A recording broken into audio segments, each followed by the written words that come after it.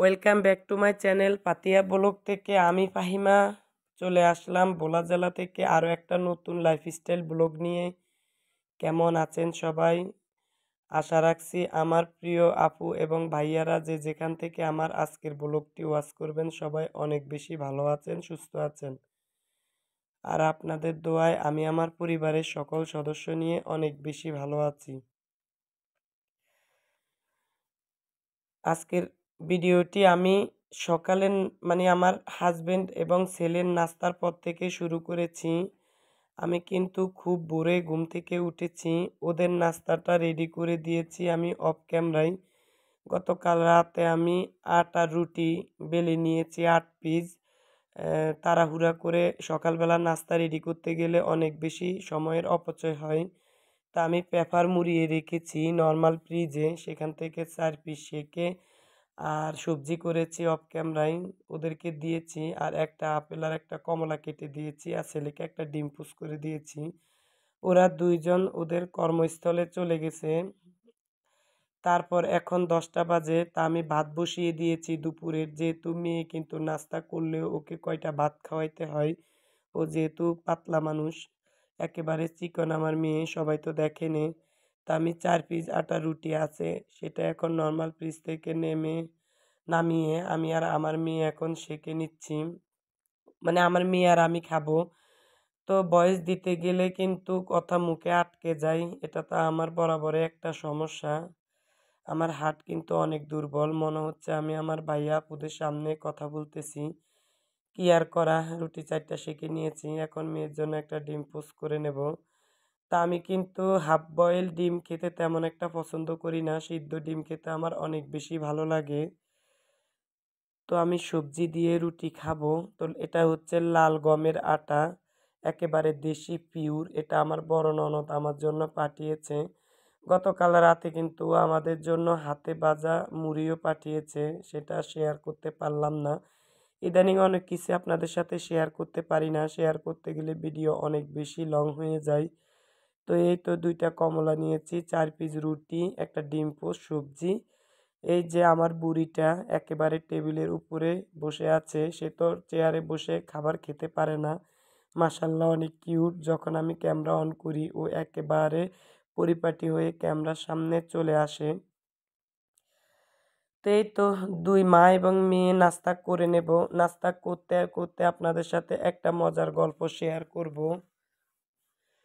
সেটা হচ্ছে ইমতি আয়ান ব্লগের রেহানা আপু মাঝে মধ্যে কিন্তু টেবিলে নাস্তা বসে বসে খায়। তা আমার মেয়ে বলে, আম্মু আন্টির মতো কেন বসে বসে নাস্তা খাও না, তুমি ক্যামেরার সামনে আসো। কিন্তু আমার ক্যামেরার সামনে আসতে অনেক বেশি লজ্জা পাই। তা আপু, আমার আজকের ভিডিওটি যদি দেখে থাকো, তোমার ভিডিও কিন্তু 2 চ্যানেলের আমার মেয়ে অনেক পছন্দ করে দেখে। যখনই ভিডিওর কোনো নোটিফিকেশন আসে ও বলে, দেখো দেখো আম্মু, রেহানা আন্টির ভিডিও এসেছে, তুমি আগে ওয়াচ করো। তা আমি কিন্তু অনেক সময় পারি না। তা আমার তো 2টা ফোন, 2টা ফোনে এক আইডি। তো ওকে বলি যে তুমি ওয়াচ করো, তো ও ওয়াচ করার পরে আমি আবার পরে কমেন্ট করি। তো ও কিন্তু দেখে, দেখে দেখে আবার বলে, রেহানা আপুর ছোট ছেলেটাকে কিন্তু ভীষণ ভালো লাগে। আমার মেয়ে বলে, মাশাল্লাহ আম্মু, ওকে অনেক ভালো লাগে, আমি ওর মতো মোটা তাজা হতে চাই। তো মাশাল্লাহ রেহানা আপু, তুমি মাইন্ড করো না, তোমার ছেলেটা কিন্তু মাশাল্লাহ অনেক বেশি সুন্দর। আমার মেয়েও কিন্তু ওকে অনেক বেশি পছন্দ করে বড় ভাই হিসাবে। তো যাই হোক, অনেক কথা বললাম রেহানা আপুকে নিয়ে। রেহানা আপু সকালের যে নাস্তা শেয়ার করে আমার কাছে কিন্তু অনেক বেশি ভালো লাগে। তা আমিও কিন্তু রেহানা আপুর কাছ থেকে শিখে কিছুটা নাস্তা এখন শেয়ার করি, কারণ ইউটিউবে আমরা একজন আরেকজনের কাছ থেকে অনেক কিছুই শিখি। তো রেহানা আপু ছোট ছেলেটা মাশাল্লাহ অনেক কিউট, মাশাল্লাহ। যাই হোক, এখন চলে আসলাম, আজকে ছেলের বেডরুমটা একটু পরিষ্কার করব। তো আমি অফ ক্যামেরায় ওর খাট সুন্দর করে পরিষ্কার করে গুছিয়ে নিয়েছি। এখন আমি আমার সুর একটা পরিষ্কার করব। তো অফ ক্যামেরায় কিন্তু আমি পুরো বেডরুমটা সুন্দর করে পরিষ্কার করে ময়লা ঝেড়ে ফ্লোরটা মুছে তারপরে এখন জুতাগুলো গুছিয়ে রাখছি। তো রাফিউজের জুতাগুলো আমি এভাবে রেখেছি, আর বক্সে আমার হাজবেন্ড আমার এবং আমার ছেলের নতুন জুতাগুলো ওভাবে বক্সে রেখেছি যাতে ময়লা না পড়ে। তো বাহিরেও কিন্তু আমাদের আপিউজের অনেক জোড়া জুতাই আছে, যেহেতু এখানে কিন্তু আমার একটা শু ক্যাবিনেট রাখার প্রয়োজন, জায়গা কম, প্লেস নাই রাখার মতো। তাই আমি এই ছোট র্যাকটাই রেখেছি। তা আমার সংসার জীবনের মানে ১ম দিকে আমি এই জুতার র্যাক আর কিচেনের একটা র্যাক মাত্র সরি ৩ টা র্যাক কিনেছি। আরেকটা হচ্ছে আমার বেডরুমে আমার মেয়ের এবং ছেলের জামাকাপড় রাখার জন্য একটা র্যাক। এই ৩ টা র্যাক কিন্তু এখনও অনেক সুন্দর। যত্ন করার কারণে অনেক বেশি সুন্দর আছে। তো এই অংশটা একটু শেয়ার করার পরে চলে আসলাম তারপরে নিচের ড্রয়ারটা তেলাপোকা এমনভাবে পায়খানা করেছে কি বলবো আর! তো সেটা অফ ক্যামেরায় পরিষ্কার করে নিয়ে এখন আমি এই ব্যাগে ৩ টা মশারি রেখেছি। আমি কিন্তু মশারিগুলো ব্যাগে রাখি। আর এখন পর্দাগুলো গুছিয়ে রাখবো। তো আমার ছেলের এই ওয়ারড্রোবের নিচের অংশে আমি পর্দা, মশারি এগুলোই গুছিয়ে রাখি। যেহেতু আমার ওয়াল ক্যাবিনেট এবং আমার ওয়ারড্রোব বেডরুমে অনেকটাই ভরে গেছে। তাই এখানে আমি কিছু মানে বিছানা চাদরও রাখি। তো যাই হোক ওয়ারড্রোবের উপরের ৩ অংশে আমার ছেলের, মেয়ের এবং হাসব্যান্ডের অ্যা কাপড়-চোপড়গুলো আমি গুছিয়ে রেখেছি। সেটা অন্য একটা ভিডিওতে গুছিয়ে আরও সুন্দর করে শেয়ার করব। তারপর বুক সেলফের ভিতরে বইগুলো গুছিয়ে রেখেছি। তো গতকাল কিন্তু আমি অনেক বই বিক্রি করে দিয়েছি। তো দেখার সৌন্দর্যের জন্য আমার বেডরুমের একটা ফ্লাওয়ার ভাজ আমি এখানে খালি অংশে রেখেছি।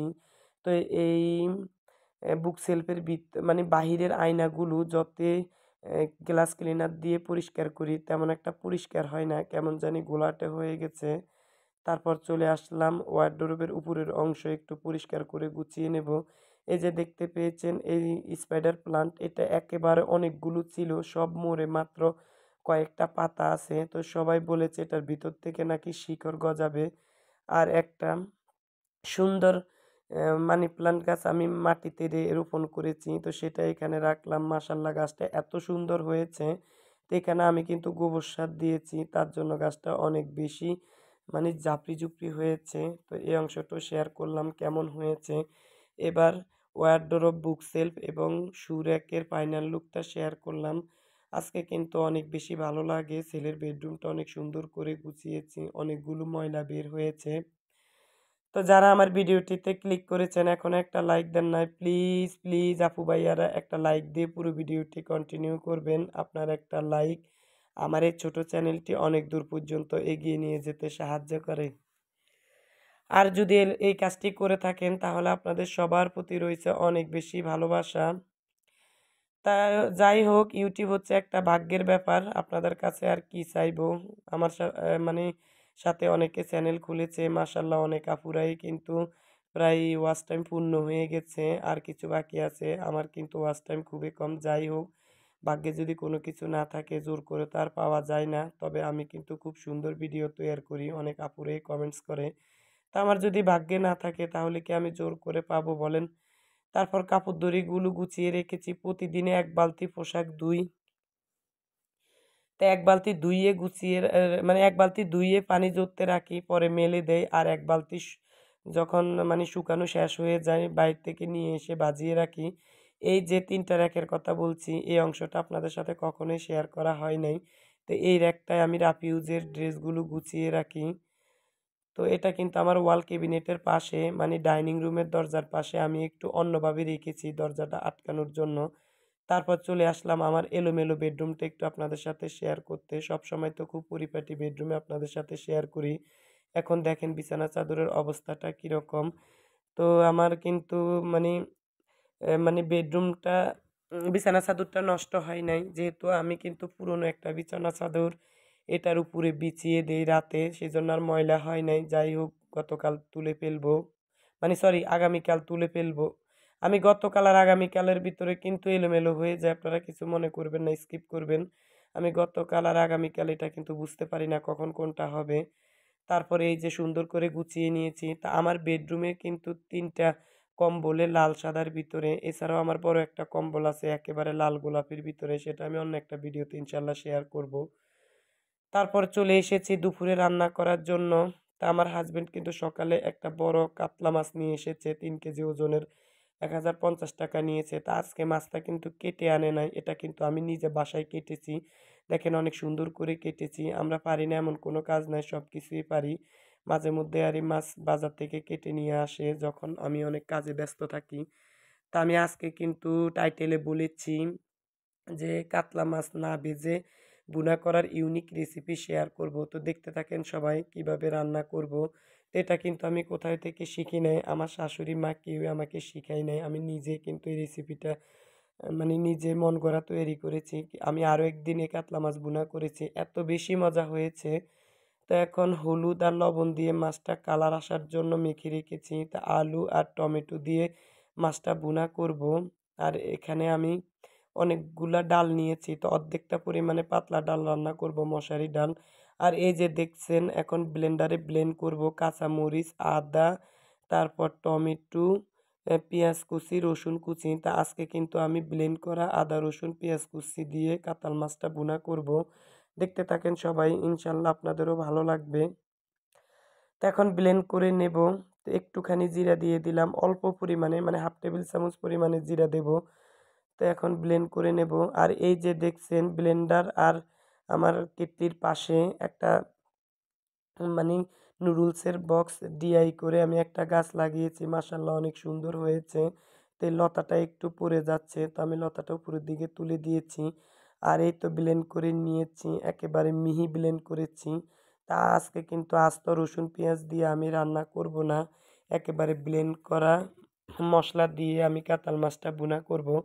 তো তার আগে কিন্তু আমি ডালটা বসিয়ে দেব। তো অর্ধেকটা পরিমাণে মশারি ডাল নিয়েছি আর বাকিটা আমি ডিপে রেখে দেব। তো এখানে আমি পেঁয়াজ রসুন আর কাঁচামরিচ বেশি করে দিয়েছি। এখন পরিমাণ মতো লবণ দিয়ে দেব। তো ভুনা মাছ যেহেতু করব তাই একটু পাতলা মশারি ডালতে রান্না করব। তো এই তো একটু বেশি পরিমাণে পানি দিয়ে আমি অপর চুলায় বসিয়ে দিয়ে এখন মাছটা রান্না করব, তার জন্য পরিমাণ মতো প্যানে তেল দিয়ে দিয়েছি আর হলুদ আর লবণ দিয়ে মেখে আলুটাকে একটু ভেজে নেব। তো আলুটা কিন্তু ভেজে রান্না করলে নতুন আলু এই মাছটার সাথে অনেক বেশি মজা হয়। যাই হোক অফ ক্যামেরায় ভেজে নিয়েছি, এখন আলুগুলো তুলে ফেলবো। আলুটা কিন্তু যেহেতু নতুন একেবারে নরম হয়ে গেছে। তো এখন এই তেলের ভিতরে আমি মিহি করা মানে ব্লেন্ড করা সব আদা রসুন জিরা তারপর কাঁচামরিচ টমেটো ব্লেন্ড দিয়ে দেব। যাই হোক তারপর পরিমাণ মতো হলুদের গুঁড়া আর মরিচের গুঁড়া দিয়ে দিলাম। তো হলুদের গুঁড়া আর মরিচের গুঁড়া আমি এখানে 1 টেবিল চামচের চেয়ে বেশি করে দিয়েছি। তারপর সবগুলো মশলা কষিয়ে ভাজা ভাজা করে এর ভিতরে আমি মাছটা দিয়ে দেব। তো এটা কিন্তু পুকুরের মাছ, আমার হাজবেন্ড কিন্তু মাঝে মধ্যে পুকুরের মাছ পাইলে এভাবে হুটহাট করে নিয়ে আসে। পুকুরের মাছ কিন্তু খেতে অনেক বেশি মজা লাগে। যেহেতু এখন শীতকাল তাই পুকুরের পানি টেনে গেছে, এখন কিন্তু সবাই পুকুরের মাছ ধরে বিক্রি করে। তা আমার শ্বশুরবাড়ির এলাকায় কিন্তু অনেক পুকুরের ঘের আছে, সবাই মাছ ধরে এভাবে বিক্রি করে। তো উনাকে ফোন দেয় সবাই যখন মাছ ধরে, তো উনি পছন্দ হলে একটা নিয়ে আসে। তো মাছটা কিন্তু 20 পিস হয়েছে, 3 কেজির চেয়ে একটুখানি বেশি। তা আমি সুন্দর করে মশলার সাথে মাছটা কষিয়ে আলু দিয়ে দিয়েছি। আর এখন টমেটোগুলো দিয়ে দিব, যেহেতু আলুও ভেজে নেওয়া হয়ে গেছে আর টমেটো একটু কাঁচা আর একটু পাকনা, মানে বেশি কাঁচাও না আর বেশি পাকাও না। তো একসাথে আমি কিন্তু মাছের সাথে দিয়ে দিয়েছি। এবার আমি এগুলি একটু হালকাভাবে কষিয়ে তারপর পরিমাণ মতো জলের পানি অ্যাড করব। আর এদিক দিয়ে কিন্তু একটা টমেটো আমি ডালের সাথে দিয়ে দিয়েছি। আমার ডালটো প্রায় হয়ে গেছে। এখন এই টমেটো আলু আমি একটু কষিয়ে তারপর পরিমাণ মতো জলের পানি দিয়ে দেব। তো একটু মানে বেশি পরিমাণ দেব না, যেহেতু এটা একটা ভুনা টাইপের কাতলা মাছ হবে, তাই অল্প পরিমাণে দিয়ে দিলাম। তো যাই হোক মাছগুলো আমি তুললাম না, তো সাবধানে কিন্তু উপরের দিকে মাছগুলোকে তুলে দিয়েছি। আর মাঝে মাঝে কিন্তু খুন্তি দিয়ে নেড়ে দিতে হবে, যেহেতু একটু মিহি মশলা, তাই কিন্তু লেগে মানে নিচে লেগে যাওয়ার সম্ভাবনা থাকতে পারে। তো এখন কিন্তু আমি একটু বড় ভিডিও দেই, আপনারা আমার ভিডিও কিন্তু ফুল ওয়াচ করবেন, আমিও কিন্তু আপনাদের ভিডিও ইনশাল্লাহ ফুল ওয়াচ করব। যাই হোক ভাগ্যে কি আছে জানি না, ইউটিউব থেকে কিছু পাওয়ার আশায় কিন্তু ইউটিউবে আসি নাই। তার একটা গল্প পরে শেয়ার করব। তো যাই হোক আমার মাছটা হয়ে গেছে, দেখেন কত সুন্দর একেবারে মাখা মাখা। তা আমি উপর দিয়ে ধনেপাতার কাঁচামরিচ দিয়ে দিয়েছি, মাশাল্লাহ খেতে এত বেশি মজা হয়েছে। যেহেতু খাবারটা আগে খেয়েছি আর ভয়েসটা সন্ধ্যার পরে দিয়েছি আর ডালটাও আমার হয়ে গেছে, এখন ডালে বাগার দিয়ে নেব। তো মশারি ডাল রান্না করলে কিন্তু আমি অনেকক্ষণ পর্যন্ত চুলার উপরে রাখি, এতে করে ডাল খেতে অনেক বেশি মজা লাগে। তো এখন বাগারটা দিয়ে দিয়েছি বেশি করে পেঁয়াজ আর রসুন দিয়ে। তো এভাবে মশারি ডাল খেতে কিন্তু অনেক বেশি ভালো লাগে। তারপর ওই যে একটা ইউনিক রেসিপি, সেটা হচ্ছে জিরা টেলে আমি পুকুরের মাছ রান্না করলে তার উপরে দিয়ে দেই। তো এটা কিন্তু অনেক বেশি মজা লাগে। মুরগি, গরুর মাংস আর পুকুরের মাছ রান্না করলে রুই কাতলা মাছ আমি সবসময় ভাজা জিরার গুঁড়াটা অ্যাড করি। তো এখন ছেলেকে খাবারটা দিয়ে দেব। তা আমার হাসব্যান্ড কিন্তু আজকে দুপুরে খাবারটা মিস করেছে। ও কিন্তু ওর গ্রামের বাড়িতে খাবে। তা আমি আর আমার ছেলে আর মেয়ে খাবারটা খেয়ে নেব। তো ছেলে যেহেতু একটু তাড়াহুড়া করে যাবে, ওর কোচিং শুরু হয়ে যাবে। এখন কিন্তু ৩টা বাজে। তো ওকে খাবারটা এখন দিয়ে দেব।